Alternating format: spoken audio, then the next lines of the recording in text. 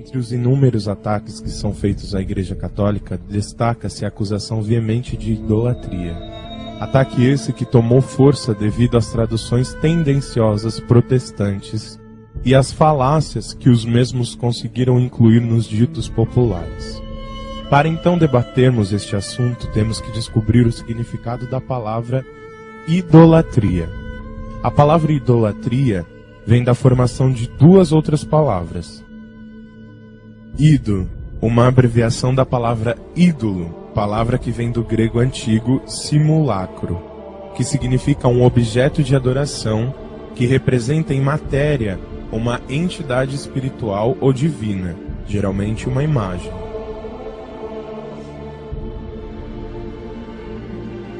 E a segunda parte da palavra latria, que vem do grego latreuo, que significa adorar. Logo, idolatria significa adoração de uma representação material. A idolatria é condenada inúmeras vezes durante a Sagrada Escritura. Em Romanos diz: pretendendo-se sábios, tornaram-se estúpidos. Daram a majestade de Deus incorruptível em representações e figuras de homem corruptível, de aves, quadrúpedes e répteis. Torna-se claro que Nosso Senhor se mostrava incomodado com sua posição ter sido trocada por uma imagem. Os protestantes, sabendo desses versículos, começam então a usar argumentos de baixíssimo nível, recorrendo como argumento inicial ao Decálogo, que diz: eu sou o Senhor teu Deus, que te fez sair do Egito, da casa da servidão. Não terás outros deuses diante de minha face. Não farás para ti esculturas, nem figura alguma do que está em cima nos céus ou embaixo sobre a terra, ou nas águas debaixo da terra. Não te prostrarás diante delas e não lhes prestarás culto. Os protestantes interpretam que Nosso Senhor, nesse mandamento, está proibindo a fabricação de qualquer imagem, do que está em cima nos céus ou embaixo sobre a terra ou nas águas debaixo da terra. Entretanto, os mesmos contradizem-se, pois não conseguem tomar consciência que a abrangência que eles assumem é simplesmente absurda. Pois para levarmos esse mandamento ao pé da letra, não poderíamos ter fotos, pinturas de nenhum tipo de pessoa ou animal, pois o Decálogo nos diz: não farás para ti figura alguma do que está sobre a terra. Não poderíamos ter ilustrações em nossos livros e revistas. Não poderíamos produzir vídeos, pois esse vídeo que você está assistindo nesse momento, por exemplo, é formado por 24 imagens por segundo, o que, segundo a concepção protestante, seria um centro de idolatria. E por fim, não poderíamos nos procriar, porque estaríamos criando novas imagens, e o homem é feito imagem e semelhança de Deus.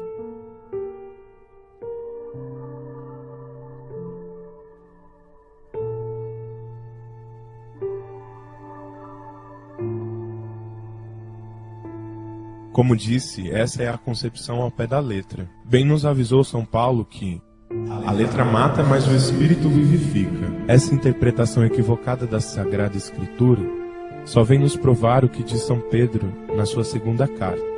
Antes de tudo, sabei que nenhuma profecia da Escritura é de interpretação pessoal. Deus vai mostrar que essa proibição não é tão tirânica quanto os protestantes desejam. Isso fica claríssimo logo após o Decálogo, quando Nosso Senhor diz: farás 2 querubins de ouro e os farás de ouro batido, nas 2 extremidades da tampa, um de um lado e o outro de outro. Nesse versículo vemos claramente que Deus está passando as instruções de como deveria ser a Arca da Aliança, e por vontade dele, a mesma deveria ter a imagem de 2 anjos. E essa vontade do Senhor ficará cada vez mais evidente na Sagrada Escritura, quando, por exemplo, o rei Salomão, o homem mais sábio que esteve entre nós, fez inúmeras imagens para o templo de Deus.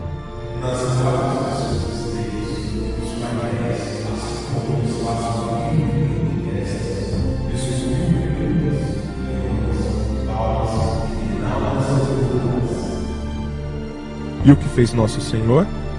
Repudiou? Mandou destruir?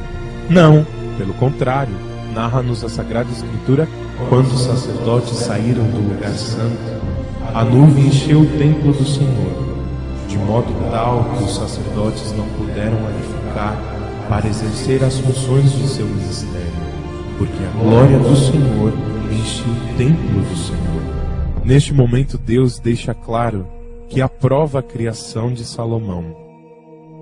No templo de Salomão encontravam-se inclusive uma figura humana de um lado voltada para a palmeira e uma face de leão voltada para a palmeira do outro lado, esculpidas em relevo em toda a volta do templo. Ora, Deus tinha proibido que se fizesse qualquer imagem do que estava sobre a terra, no céu e no mar, no Decálogo. Se Deus ordenou que a fizesse e não reclamou com Salomão, só podemos tirar duas conclusões. Deus é contraditório, ou a proibição não era referente à fabricação ou o armazenamento de imagens, mas a adoração às mesmas. Para comprovarmos que essa proibição foi estrita à adoração e não à posse das mesmas, podemos analisar os seguintes fatos. Quando Deus ordenou que Moisés fizesse uma imagem de uma serpente, a Bíblia nos diz: Moisés fez, pois, uma serpente de bronze e fixou-a sobre um poste. Se alguém era mordido por uma serpente e olhava para a serpente de bronze, conservava a vida. E o livro de Reis depois conta-nos: destruiu os lugares altos e quebrou as colunas sagradas, derrubou o tronco sagrado e despedaçou inclusive a serpente de bronze feita por Moisés, pois os filhos de Israel ainda queimavam um incenso, chamava-se Noestã.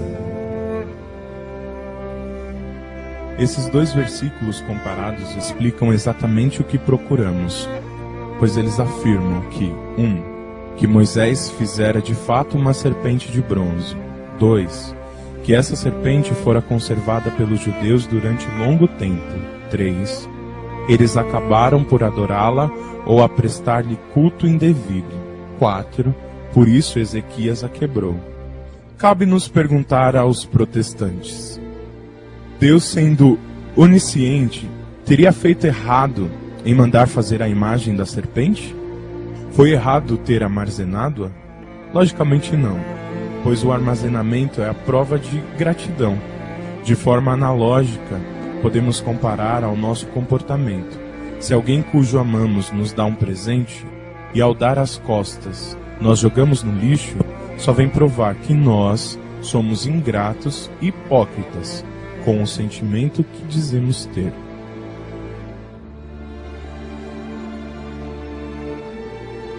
Devemos lembrar que essa imagem foi a primeira imagem que nos remetia ao nosso Senhor Jesus Cristo.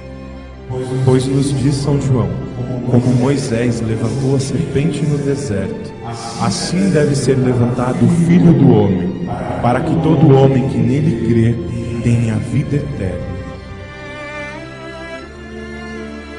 Fica-nos a seguinte pergunta: o que a igreja na época primitiva achava sobre a fabricação de imagens? Ao estudarmos o comportamento dos primeiros cristãos, fica claro que a posse de imagens não é uma invenção da igreja, mas um costume desde o início do cristianismo. Vejamos, por exemplo, essas imagens que foram encontradas nas paredes das catacumbas dos primeiros séculos da cristandade.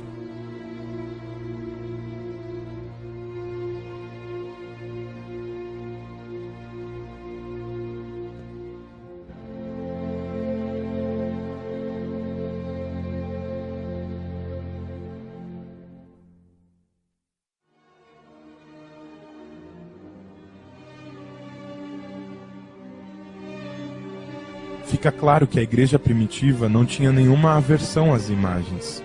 Seria os reformadores mais sábios que os primeiros cristãos? E por que a igreja possui imagens? Ora, as imagens são um convite às pessoas a contemplar o mundo espiritual, a entrarem em oração ou até mesmo um modo de evangelização.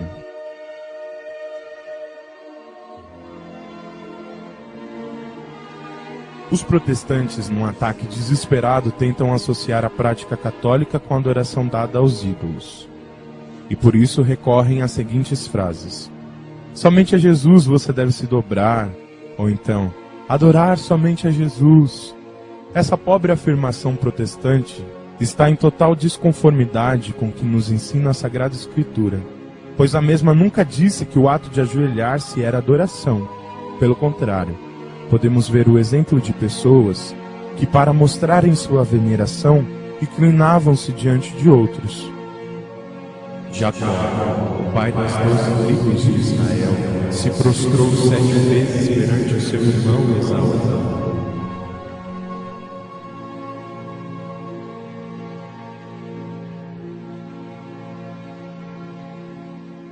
Pergunta-nos os protestantes se seria certo conduzi-las em procissões. Deixemos a Bíblia nos responder. Instalaram a arca de Deus sobre um carro novo, tirando-a da casa de Abinadab, na colina. Oza e Aio, filhos de Abinadab, conduziam o carro novo. Oza ia ao lado da arca de Deus, e Aio ia na frente. Beijar imagens configura em idolatria? Moisés saiu ao encontro do seu sogro, prostrou-se e beijou-o. Ora, o beijo não significa idolatria. Quando um católico beija uma imagem, ele não ama a imagem, mas ama quem a mesma representa. Imaginemos a seguinte circunstância: um namorado, ao viajar, sente saudades da namorada, e ao ver a foto dela, beija a foto. Esse namorado não ama o pedaço de papel, mas ama a namorada. Da mesma forma, o católico, ao beijar a cruz, não ama a cruz, mas ama a Jesus Cristo, o crucificado. Se ele pudesse, beijaria os pés do Cristo. Logo, é um gesto de extrema piedade mostrar afeição às representações sacras, pois o amor não se mede por palavras, mas por atos concretos.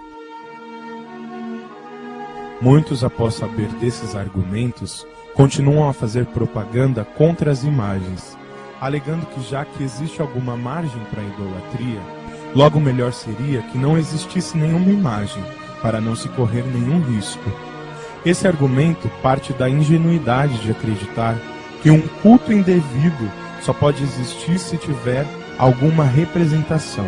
Entretanto, a idolatria é algo de maior complexidade, pois ela é basicamente colocar algo ou alguém num lugar que somente Deus pode estar.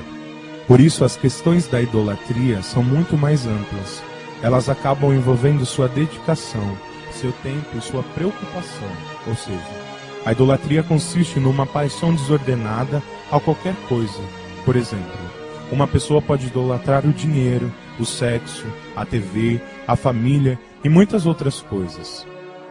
A única prevenção que podemos tomar é seguir o doce conselho de Cristo, que nos ensina o primeiro mandamento católico. Amarás o Senhor de todo o coração, de toda a tua alma, de todo o teu espírito e de todas as tuas forças. Esse mandamento nos é a única certeza de que não estamos idolatrando a nada.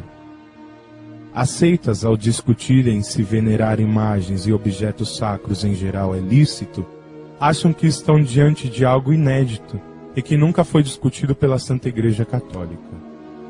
Mas mal sabem eles que esse mesmo assunto foi discutido por séculos, até chegar-se a uma conclusão no século VIII, através do Segundo Concílio de Nicéia, que foi realizado após a perseguição promovida por Constantino V, em 754, onde seguia-se uma campanha para remover imagens da Igreja e uma perseguição a monges, que em sua maioria eram iconófilos. O culto católico é bem separado, sendo que o único culto existente na Igreja é feito a Nosso Senhor, que é a Santa Missa. Somente adoram imagens aqueles que não seguem os conselhos da Santa Madre Igreja. E todos os abusos que existiram ou existem com as imagens devem ser julgados com o princípio básico do Código de Direito Romano. O abuso não trole o uso. De forma analógica, podemos dizer: não é porque alguém usa o carro para atropelar alguém que iremos dizer que o carro não presta. Da mesma forma, se alguém abusa da veneração às imagens, prestando culto indevido, não são as imagens que são ruins, mas os que não sabem usá-las. Assista também Maria Santíssima, Inquisição, a história não contada. Católicos, voltem para casa. Católicos idólatras, padres católicos e a pedofilia.